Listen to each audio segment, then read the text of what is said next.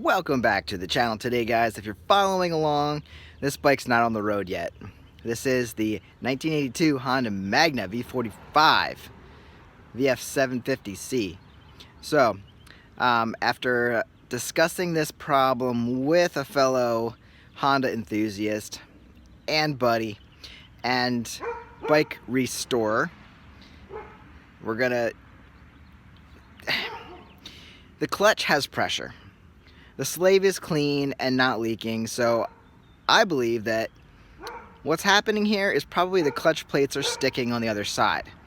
Before I tear the engine side cover off and actually go in there manually, my buddy has had this happen before, and he said drain the oil, put in fresh new oil, and let your dog bark a lot. But this is going to be an oil change video because we're going to try to put some fresh oil. He said the instructions are put in fresh oil, new filter, get it up to operating temperature, and then rock it back and forth in first gear, rock it back and forth in second gear, and you should be able to free up those plates and discs, the friction plates and stuff, because they get stuck in there. I mean, think about it. Your clutch is holding all that together all the time. Like, if you're not riding it, if it's sitting, all that's doing is just applying pressure and getting those plates all stuck together. So when you go to push the clutch in to release all that, it might be stuck, and it just needs to release. So I'm gonna try that, and then if that doesn't work, we're gonna have to take the cover off, free them up manually. Hopefully this works. So here is your oil change video for the Honda Magna. Here you go, we're under the motorcycle. Your drain plug is right there. There. Look at that, there's a guard so it doesn't get knocked off. It's all protected. It's pretty cool. So 17mm socket. And then right here is your oil filter. This is running a Fram, which I will be replacing. But do you run a Fram? There's the number. I'm assuming this fits and works well, but I know a lot of bad things have been said on the Fram, so run what you want to run. I'll show you later what I have. So I already cracked this bolt, 17mm like I said, and let's get some oil flowing out of here. Pretty sure this has been sitting. I don't think I did an oil change on this bike yet, and I've had it for 2 or 3 years. Oh, it's getting a little tight. So I am so sorry, Magna. You should have had an oil change long ago, before I ran you at all. But better now than never, right? So I'm gonna drop this. There you go. Black nasty fluid. Got a nice looking bolt there. So this is great. Honda is smart. I love it when, I don't know if this is too tight or not. I love it when vehicles are set up, yeah, it's pretty tight, I'll have to get a wrench, that you can drain the filter and the drain plug at the same time. So I'll go get a oil filter wrench or something and get this puppy off too. While I let that drain, give you a quick look at the window here. This is your filler window, and you have a little wiper in here to clean off your window. Mine was all full of black, so I really couldn't tell what was going on in there, but now that it's open, you can actually see it.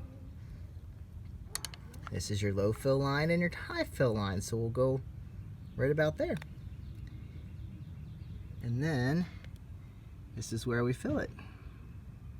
So easy enough. Hopefully this all works out. Now, as the oil is about done draining, a few little drips yet, got to put on the new filter. There's the old Fram filter. We're going with K&N this time because it's been highly recommended. And also highly recommended is the T4 Shell Rotella. It is 15W40. This is exactly what I took out of the Ninja because I thought maybe it was just too heavy for the young Ninja in the cold. But when you're doing a motorcycle with a wet clutch, just make sure it's JSO certified. That means it's good for motorcycles and wet clutches.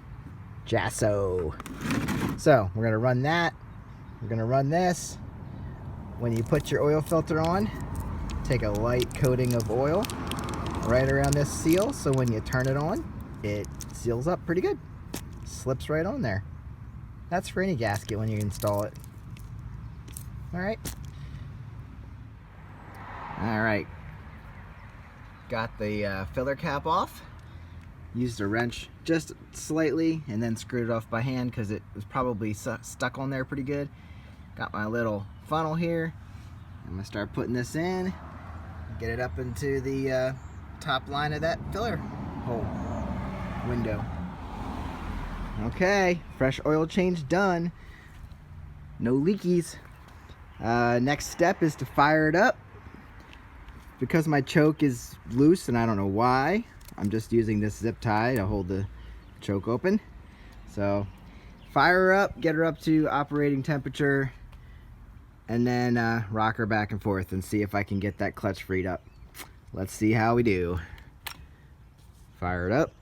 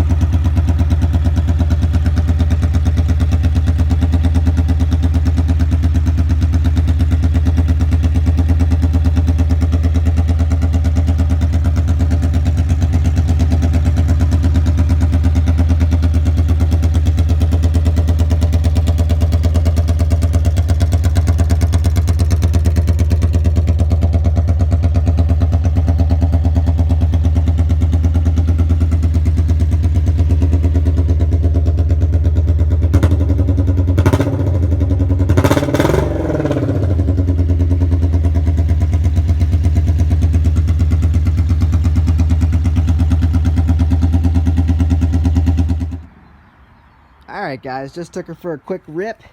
As soon as I put that new oil in and warmed her up, I hit the clutch and it actually seemed to catch. So I took her down the street. She's loud as a banshee. So I think I better put a muffler on there before I take her out. But next thing, I guess, not seeing any leaks. Seems to be running okay. Definitely needs to be put through its paces. But I would say throw a muffler on, go over, fill her with some fuel, and I think we've got a runner.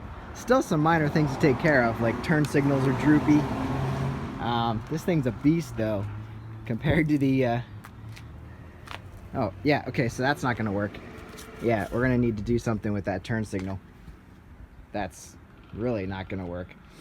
But other than the muffler and the leaky fork seals, at least one of them, but I'm not too worried about that right now.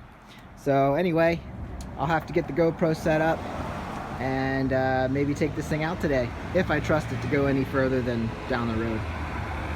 So tune in for more on the 82 Magna.